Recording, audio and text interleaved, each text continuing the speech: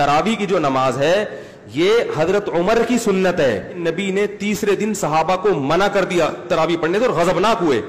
اس سے کسی نے سوال پوچھا کہ کیا اس پہ غضبناک ہوئے کہ نماز پڑھنے کیوں آ رہے ہو؟ اس نے کہا نہیں، غضبناک اس پہ ہوئے کہ فرض نہ ہو جائے. یہ بھی گھمایا ہے بات کو. بھائی غضبناک اگرچہ وجہ یہی تھی کہ فرض نہ ہو جائے، لیکن غضبناک ہوئے اس پر کہ دوبارہ پڑھنے کیوں آ رہے ہو، اتنا شوق کیوں دکھا رہے ہو. تو حدیث کے مطابق تو غامدی صاحب کی بات پھر صحیح معلوم ہوتی ہے کہ تراویح سرے سے بولو بھائی پڑھنی ہی نہیں چاہیے، کیونکہ نبی تو غضبناک ہو رہے ہیں کہ کیوں آ رہے ہو. حضرت ابوبکر صدیق رضی اللہ تعالیٰ کے دور تک یوں ہی چلتا رہا. حضرت عمر کا دور آیا تو حضرت عمر رضی اللہ تعالیٰ نے 2-3 کام اس میں شامل فرمائے. نمبر 1 فرمایا اب پورا مہینہ مسجد پڑھیں گے. نمبر 2 پورا قرآن پاک پڑھیں گے. نمبر 3 باجماعت پڑھیں گے. نمبر 4 پورا مہینہ پڑھیں گے. اذان میں الصلاۃ خیر من النوم کا لفظ حضرت عمر نے بڑھا دیا تھا. اس کے اندر بخاری کے الفاظ ہیں، آپ علیہ السلام سخت ناراض ہوئے اسی حدیث میں، اور آپ نے فرمایا کہ جاؤ اپنے گھروں میں جا کے نماز پڑھو. اور وہ جو میں نے پہلی حدیث بیان کی تھی نا، وہ اسی حدیث کا ہے. آپ علیہ السلام فرمایا کہ مرد کا فرض کے سوا باقی جو نفلی نمازیں، سب سے افضل نماز وہ ہے جو اپنے گھر میں پڑھتا ہے. میری اس مسجد میں نماز پڑھنے سے بھی بہتر نماز ہے. یعنی اللہ کے نبی کے پیچھے کوئی فرض نماز کے سوا نفلی نماز پڑھے اور مسجد نبوی میں بھی پڑھ رہا ہو، تب بھی ان دونوں سے بہتر ہے گھر میں وہ نفلی نماز پڑھے. کہ جو تراویح نہیں پڑھتا اس کا روزہ ہی نہیں ہوتا. حتیٰ کہ آپ دنیا سے تشریف لے گئے. پھر سیدنا ابوبکر کا دور آیا اور یہ معاملہ اسی طریقے سے ان اٹینڈڈ چلتا رہا.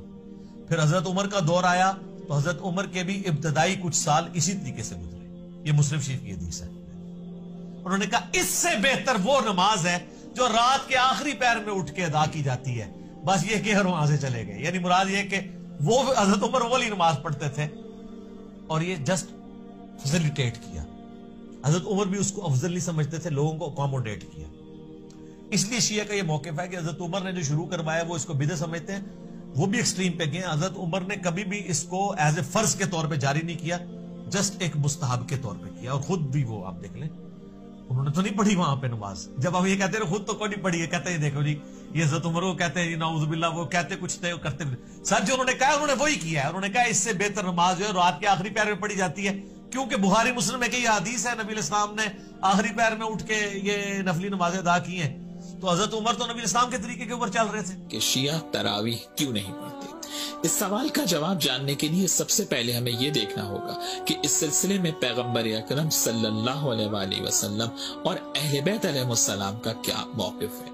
کیونکہ ہم فقط پیغمبر اکرم اور اہل بیت رسول علیہ السلام کے اتباع کے پابند ہیں. تراویح کہتے کسے ہیں؟ آج کی عام اصطلاح میں ماہ رمضان المبارک کی راتوں میں نوافل کو جماعت سے ادا کرنا تراویح کہلاتا ہے. شیعہ تراویح اس لیے نہیں پڑھتے کیونکہ زمانے رسول میں ایسی کسی نماز کا کوئی تصور موجود نہیں ہے. رسول اللہ نے اپنی حیات طیبہ میں کبھی نوافل کو جماعت سے ادا نہیں کیا اور یہ شیعہ سنی کتابوں میں موجود ہے. مولا علی علیہ السلام نے اپنی ظاہری خلافت میں خطبہ دیتے ہوئے ارشاد فرمایا، الکافی کی 8ویں جلد میں یہ خطبہ موجود ہے. امام ارشاد فرماتے ہیں کہ واللہ لقد امرت الناس ان لا یجتمعوا فی شہر رمضان الا فی فریضۃ وَعَالَمْتُمُوهُمْ أَنَّ اجْتِمَاعَهُمْ فِي النَّوَافِلِ بِدْعَةٌ. مولا علی نے فرمایا کہ یاد رکھو کہ نماز واجب کے علاوہ کسی مستحب نماز کو جماعت سے ادا نہیں کیا جائے گا اور نوافل کو جماعت سے ادا کرنا بدعت ہے. مولا علی علیہ السلام نے جو حق بات تھی سیرت رسول کے مطابق وہ لوگوں کو بتا دی. کیا باب مدینۃ العلم سے زیادہ بھی کوئی سیرت رسول اور سنت رسول کو جانتا تھا کہ ماہ رمضان المبارک میں نوافل کو ادا کریں، مستحب نمازیں ہیں، قیام اللیل کریں، لیکن ایسے انجام دیں جو رسول اللہ صلی اللہ علیہ وآلہ وسلم کی سنت کے عین مطابق ہو. الگ نماز نہیں. ٹھیک میں نے جو بات کہی تھی وہ یہ کہی تھی کہ تراویح کوئی الگ نماز نہیں ہے، یہ تہجد کی نماز ہے.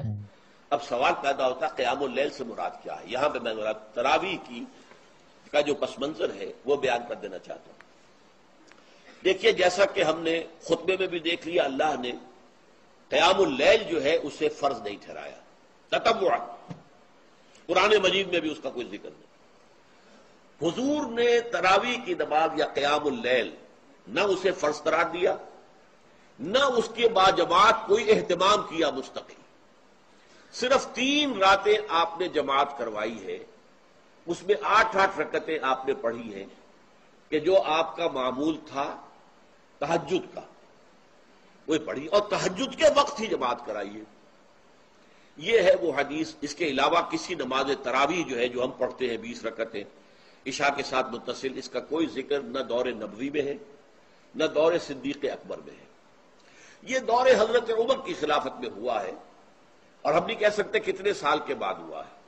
حضرت عمر رضی اللہ تعالیٰ عنہ کی خلافت کا دور جو ہے وہ تو 10 برس ہے، ہو سکتا ہے 5 برس کے بعد ہوا ہو، 6 برس کے بعد ہوا ہو، 12 ہوا ہے ان کے عہد میں۔ اس کو آپ نے خود بدعت بھی قرار دیا ہے، لیکن بدعت حسنہ۔ بدعت کس اعتبار سے؟ لغوی اعتبار سے، نئی بات، اس لیے کہ حضور کے زمانے میں نہیں تھی۔